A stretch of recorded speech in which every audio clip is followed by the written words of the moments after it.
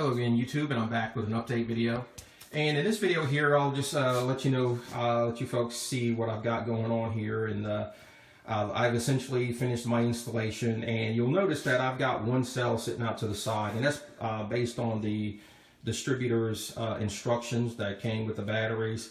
Essentially, they say that these batteries require a higher charge voltage than regular normal lead acid batteries. These batteries are 1.2 volts per cell and at 200 amp hours.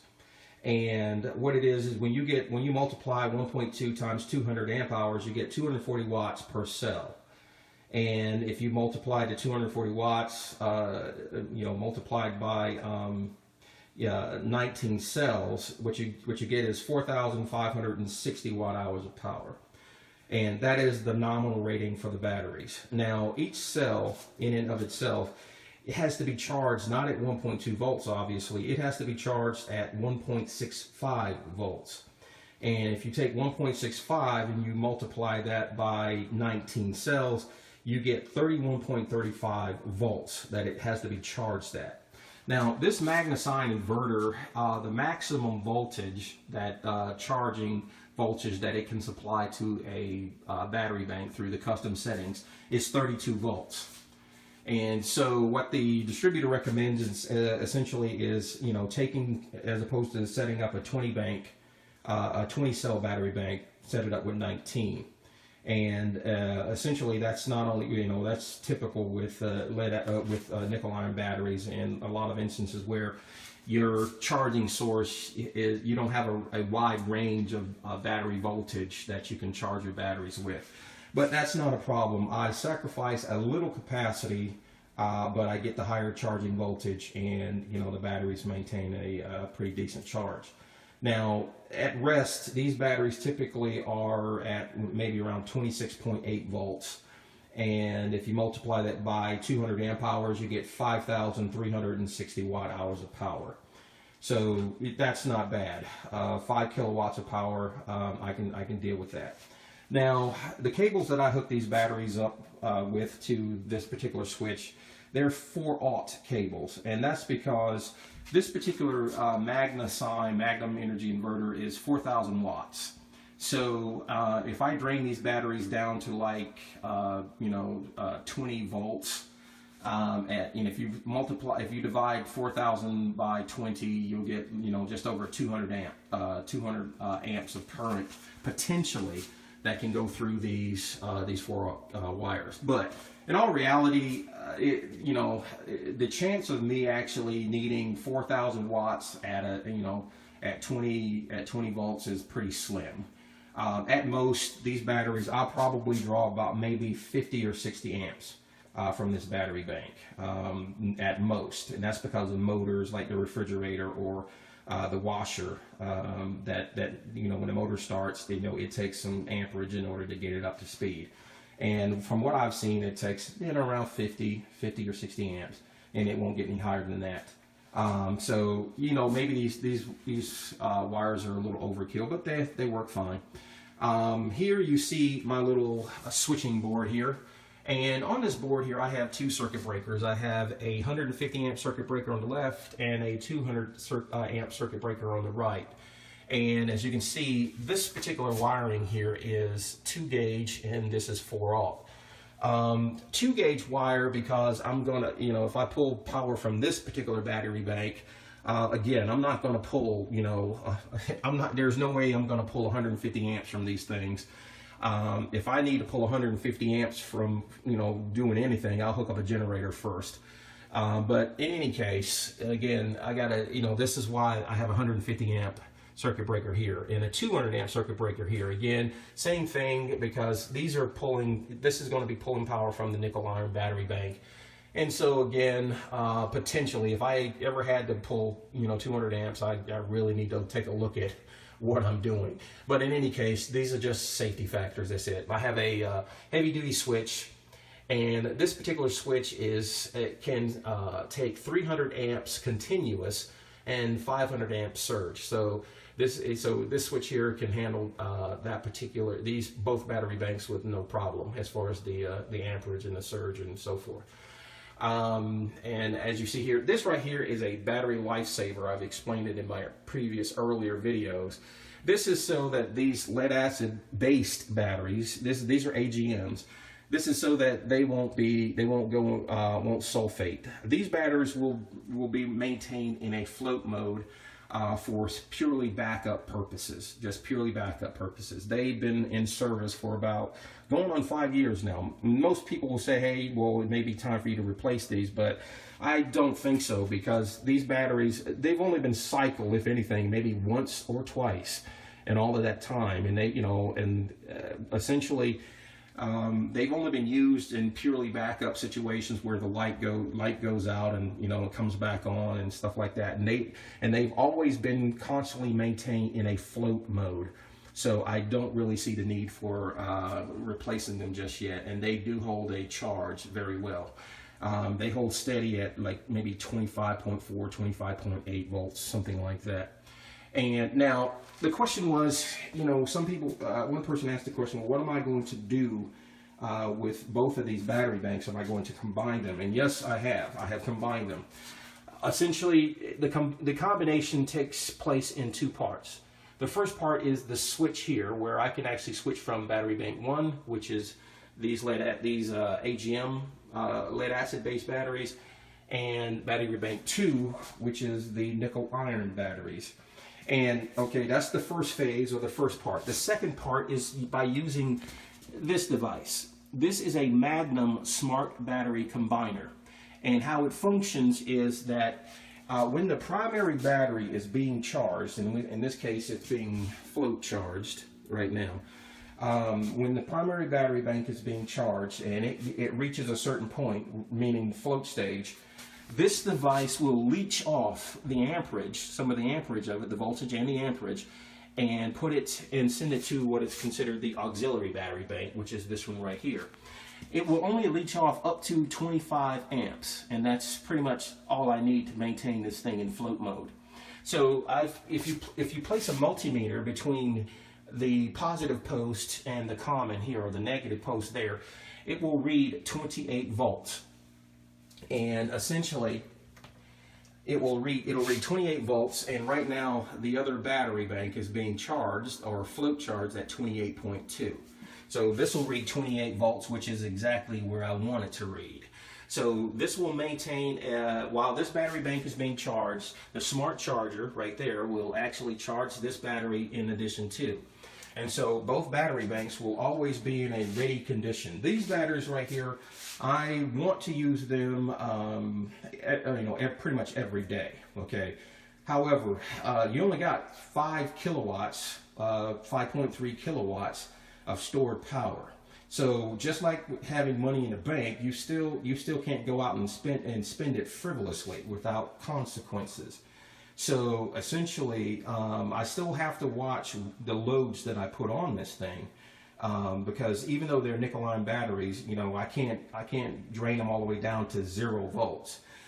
These batteries can be drained down to 1 volt per cell, 1 volt per cell, without damage every day. You can do that, down to 1 volt per cell. And essentially, this Magnum inverter right here has the capability to be programmed where you can have the minimum cutoff voltage at a very low depth. Like for instance, I programmed this to cut off at 18 volts. Okay, the high voltage on this Magnum inverter is 32 volts.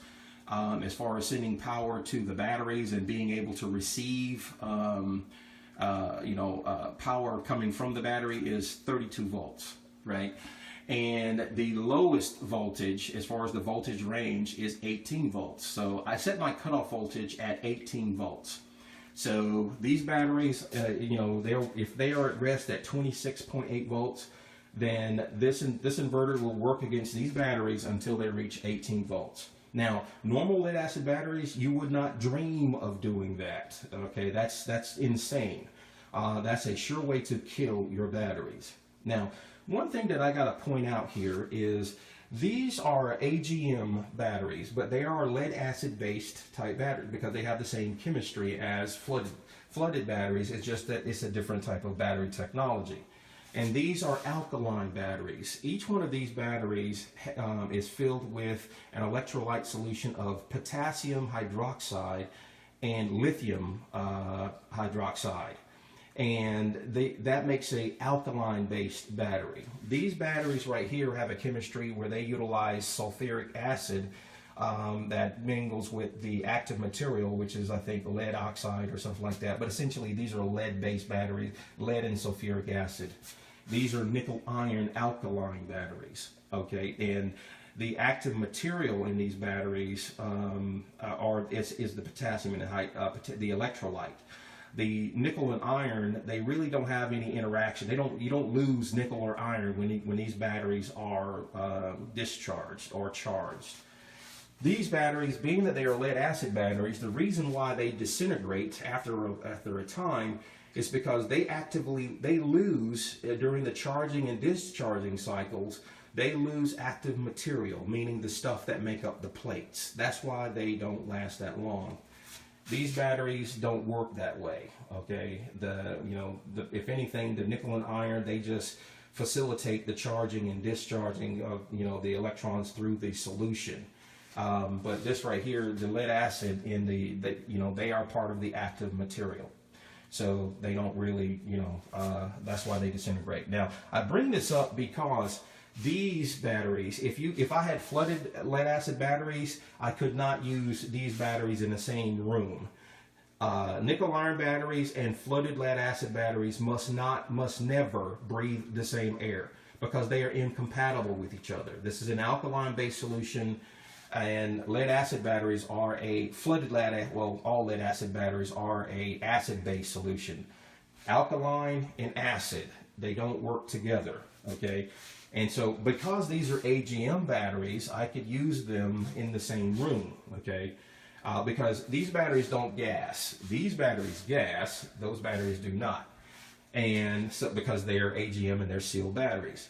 This battery here, they gas. They put off hydrogen and oxygen, okay, HHO. It's through an electrolysis process. That's what they produce. Flooded lead acid batteries give off hydrogen and sulfuric acid, all right? That's why these batteries, if they were flooded lead acid batteries, that is why they have to be in a well-ventilated area to get rid of the sulfuric acid. That's why you have the rotten egg smell, and the fumes are corrosive, all right? Sulfuric acid fumes are corrosive. And these batteries, they give off hydrogen and oxygen, okay? They give off the stuff that's in water, all right? You can breathe hydrogen and oxygen, so, you do it every day. You cannot breathe sulfuric acid, but you can. Now, these batteries here do not need to be in a battery box. You don't need to put nickel iron batteries in a battery box. But if you do, just like hydrogen in any enclosed space, it has to be ventilated out. As long as you put these in a well-ventilated room, they'll be fine. Okay, this room right here, it's pretty well ventilated. Plus, I have a big hole up there with a vent. And plus, I pretty much leave this door open, so it's no big deal. And so when they start gassing or whatever, I'm not really worried about it. The first time I saw a battery set similar to this was about 5 years ago in a coal-fired plant and electrical power plant, and they were using these type of batteries as a backup system. And I asked the guy, like, well, what's up with those batteries? He says, yeah, those batteries have been here since the plant has been in operation. And see, well, you got to understand, the plant had been in operation for a very, very long time. So those batteries were pretty old. And at the time, I had no idea what those batteries were. I was still thinking about lead acid batteries and the fact that they don't last that long.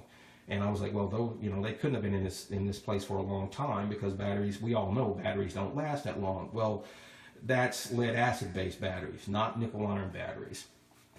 Now, that's why I started looking for these types of batteries. Now, I'm learning, about these batteries and what settings they need to be at and how I need to tweak and program my Magnum inverter for charging and stuff like that, how they respond. So I can't answer a whole bunch of questions because I'm still trying to figure out, the parameters of my battery and how best to utilize them. So all I know for right now is the Magnum inverter, I have to set the battery charging voltage up to the maximum setting. I have to set the battery cutoff voltage at the lowest setting. And the charge rate, okay, now the charge rate. Normal lead acid batteries is a C20 rate, meaning you take the C, which is the capacity of the battery, and you divide that by 20, and that's the maximum amperage that that battery can sustain during charging and discharging without, self-destructing. This is, again, normal lead acid batteries is a C5 charging rate. Not C5, but C20. And some of them, if you want a slower charge, then you will go with C100. But on average, it's a C20. These batteries are a C5. Meaning I can actually take, it's 200 amp hours and you divide that by 5 and you get 40. So I can charge these batteries and discharge these batteries safely at around 40 amps. Now, the thing is, I have kind of pushed that a little bit because I've discharged these batteries up to 60 amps with no big deal. And when I'm charging this, I set the charging rate to be about 42, 45. Amps, or between there. I could set it higher, I really could. The thing is, at a higher charging rate, it loses a lot more water, and you have to, kind of refill it. You have to watch the water level. Now, these batteries, they will not sulfate. These batteries do not sulfate. They can tolerate very high charges, so there is no fear. There is no need to fear overcharging these things. The only thing that will happen if you send a whole bunch of voltage to them, they just lose more water. The higher the voltage, the more water it's going to lose. So if I had an automatic watering system, which I have on order and should be here hopefully within the next couple of months, then I can charge these batteries theoretically at whatever voltage I want, and how I can really deep charge them really high if I wanted to. So with nickel iron batteries, there is no fear of overcharging, and there is no fear of undercharging these batteries. These nickel iron batteries, because of the electrolyte, which is a potassium hydroxide. Potassium hydroxide is a preservative to the plates. As long as the plates do not mix with air, those plates will be fine. They are nickel and iron plates after all. So air will kill the plates. Carbon dioxide will poison the plates. So we have to keep water in these cells at all times so that no air or oxygen can get to these plates. So that's one of the issues there. These batteries are very robust. They come from the distributor that I bought these batteries from. The warranty is 15 years. So it's a 15-year warranty per cell on every cell, and it's like 10-year warranty on workmanship or something like that. But again, it's 15 years, and these batteries are expected to last between 30 and 40 years. But in truth, the original nickel iron cells that Edison made in the early 1900s, around 1904, between 1904 and 1911, one of those, he patented the nickel iron battery technology. He didn't discover nickel iron batteries. He did not invent nickel iron batteries. He basically piggybacked off the work of other people, and he patented it in the United States. He was the first one to pursue the technology that was presented earlier in the late 1800s. Nickel iron batteries are not a new technology. These batteries have been around for a very long time. Edison, he patented the idea of nickel iron battery, or the design of nickel iron batteries, and he developed the first nickel iron batteries in the United States. And he developed these batteries to run in submarines. He developed these batteries for military applications, but primarily for the emerging electrical vehicle market at the time. And he wanted to corner the market with his batteries, with these nickel iron batteries.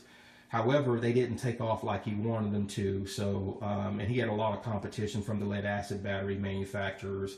So they didn't take off. So the only people that bought a whole bunch of these batteries were people that in for trains, transportation industry, like trains, telecommunications, military application, mining, and things of that nature, because these batteries are very, very robust, and they were built to last a very long time. Edison designed his batteries to last a very long time. Now, in theory, these batteries, these cells, all of these cells here will outlast everybody watching this video and your kids. So in those original cells that Edison developed way back in the early 1900s are still in service today in some places. A lot of places actually, they are still working. So these batteries are very, very robust. So now again, I will just kind of give you folks just a little idea of what I'm talking about here and what I've done. So you can see that I've got the steel plates on the end, and so far they're doing all right. Again, I'm still trying to learn these batteries. If you decide to purchase these batteries yourself, or you have to make sure that, number one, you have a charging source that can actually charge these batteries to the proper voltage. Now, I drained these batteries down to about 18 volts this morning. I just totally killed them. And I charged them back up in about an hour and a half. Now, people say, well, it takes these batteries a long time to charge. That's a myth. I've seen, so far, again, I'm still testing all of this, but, these batteries, I just, plugged it in and I let my inverter charge them at, 50 amps, around 45, 50 amps. I think it was around 45 at the time, because I've made some adjustments since then. But at around 45 amps, between 45, 50 amps and 28 volts, these batteries, they didn't take that long to charge, within a couple of hours, easy. So I also turned off my utility and I went grid power, or AC coupling all the way. And, I was charging these batteries at about, 30 amps. So they charged pretty fast. So anybody tells you that these batteries, if you've got enough solar or you've got enough grid power, to charge up these batteries, I got a 3 kilowatt system, and it's a really bright sunny day today. So, and I had a lot of power going to these batteries. So if anybody tells you that these things take forever to charge, either they've got a very, very poor solar implementation. They don't have enough panels.